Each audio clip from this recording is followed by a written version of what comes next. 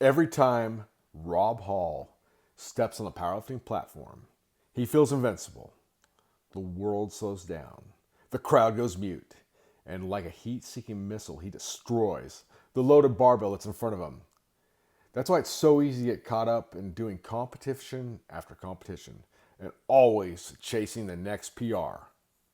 Powerlifting transports you to a superhuman like 12th dimension state that's as addictive as crack rock. But like an addiction to crack rock, there is a huge downside. If you're always chasing PR after PR, you're going to land in a state of muscular fatigue, mental burnout, and overtraining. There's that's going to that could lead to career-ending injuries and obviously mental burnout. So as a powerlifter, you can minimize the risk of burnout and injury by implementing off-season powerlifting training program.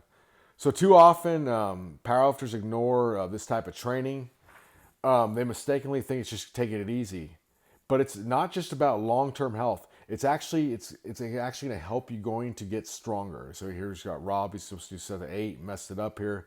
Did 7, but he makes up for it in the next set. So that's definitely a huge rep PR for Rob. And that's awesome because Rob's a fast gainer, he's a fast twitch muscle guy, very explosive guy.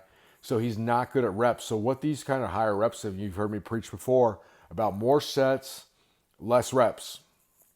That's great advice for getting better at powerlifting movements because powerlifting is a 1 rep sport. You get more first reps. So someone like Rob, that's a fast twitch guy, fast gainer.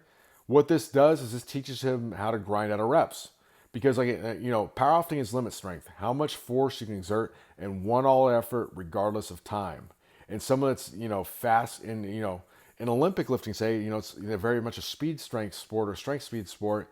You don't see anybody grind out a snatch. Okay, that sounds kind of funny, grinding out a snatch, but in all seriousness, you don't see someone catch a snatch 3/4 of the way up and just going to take 5 seconds to complete it. Powerlifting, you do see that. So a lot of times people that are very explosive, they don't ever actually learn how to grind out reps. So if they only do like low rep cluster sets, they never get that grind. Someone like Rob, gets great carryover from high reps because he is learning out how to grind those reps. Awesome stuff there. So here he's on the incline spoto presses, and you get a little longer pause at the bottom. That's the idea. Stop about 1.5 inches, 2 inches off the chest, and dead stop it.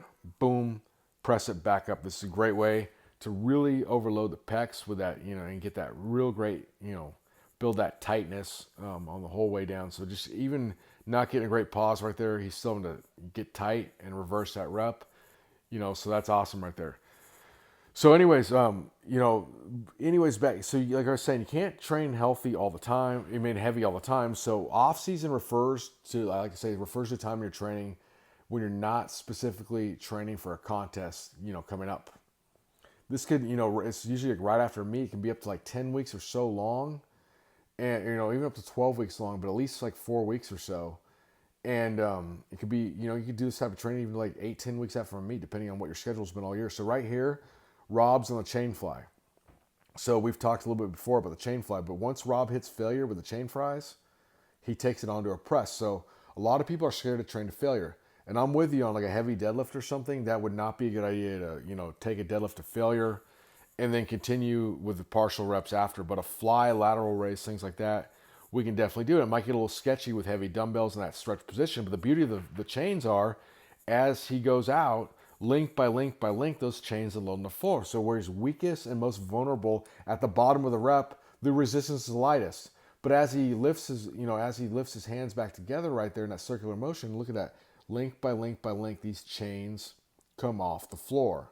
So at the top where he's strongest, he has the most resistance to lift against. So basically, the entire movement is overloaded. So a chain or a fly with a dumbbell is traditionally just a bottom end overload stretch type of movement.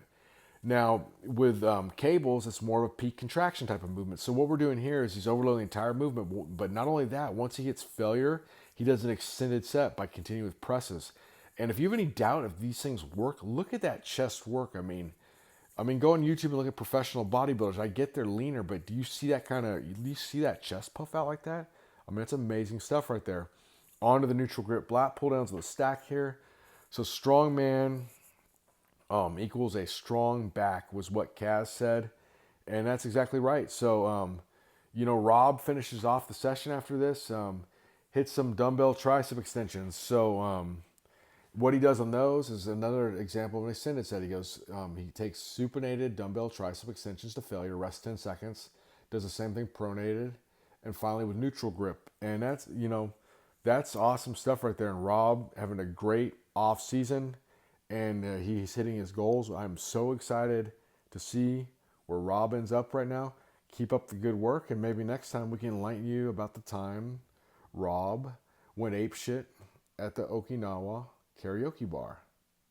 Okay, maybe not. We get probably we can't get him in that kind of trouble. But anyways, keep up the good work, champ, and upward and onward, my friend.